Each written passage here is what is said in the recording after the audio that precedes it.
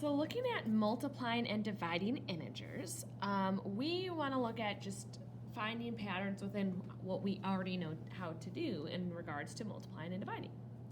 So first off, just asking ourselves, what does 3 times 4 mean? How can you represent or model it? So 3 times 4 means I'm adding 3 4 times. There's 4 groups of 3. Or the reverse, because using the commutative property, you can flip it around. We could look at it as, instead of 4 groups of 3, 3 groups of 4. So we can do 4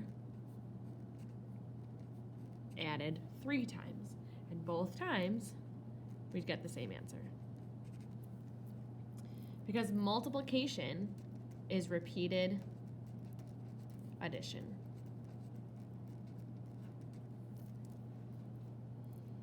So if we apply that to negative, so if 3 times 4 was just 3 plus 3 plus 3 plus 3, negative 3 times 4 is just going to be negative 3 added 4 times.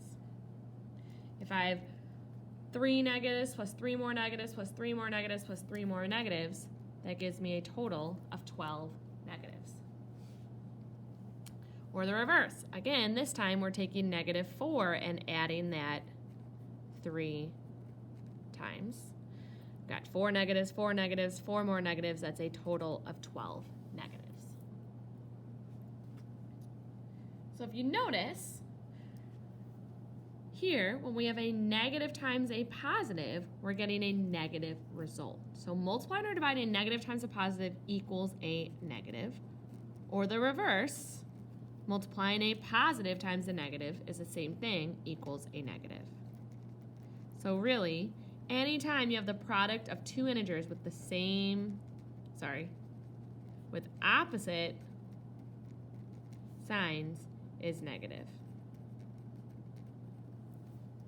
So we can apply that rule. Every single time we're doing a positive times a negative or a negative times a positive, it's going to be a negative result. So just doing some basic multiplication here. Ignoring my negative signs first.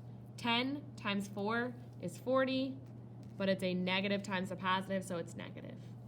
7 times 9 is 63, but it's a negative times a positive, so it's negative. 4 times 6 is 24. It's a positive times a negative, which is negative. 8 times 9 is 72, but it's a negative times a positive, so it's negative.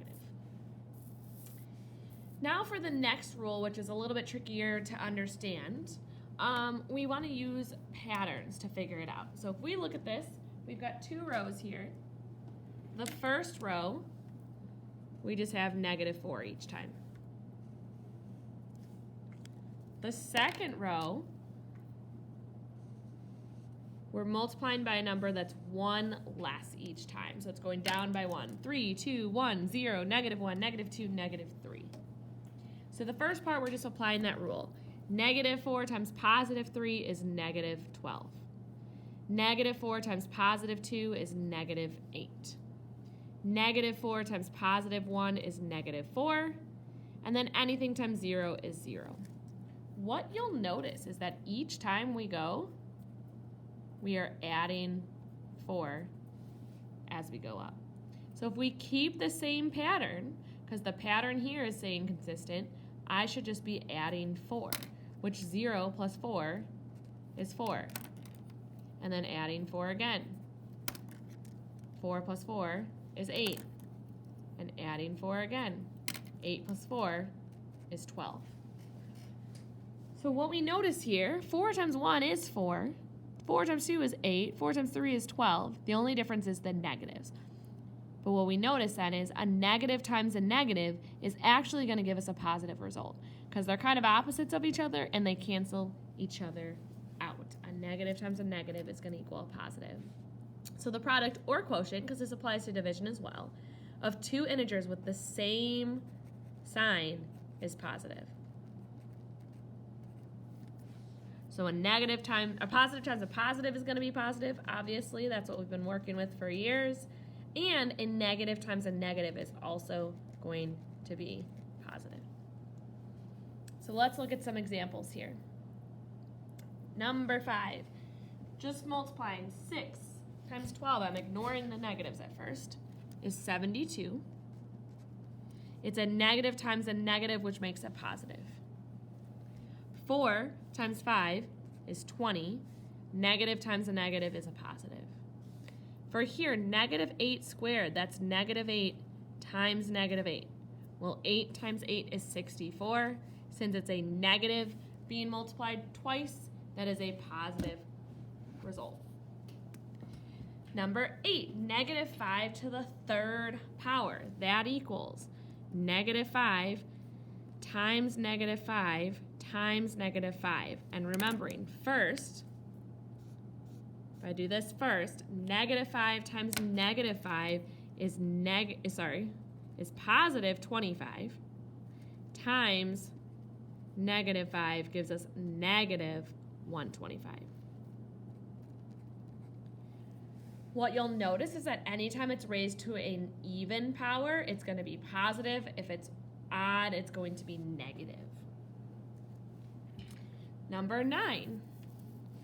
I'm going to do it in 2 steps. So first, 4 times negative 5. Well, 4 times 5 is 20. Positive times a negative is a negative. Bring down the negative 8. Negative 20 times negative 8. 20 times 8 is 160. Negative times a negative is a positive. Number 10, 7 times negative 1. 7 times 1 is 7. It's a positive times a negative, which is a negative. Number 11, we're just doing regular division. So 42 divided by 6 is 7. It's a negative divided by a positive, which is negative. And number 12, ignoring my signs, 28 divided by 4 is 7. A negative divided by a negative is a positive. And that's it.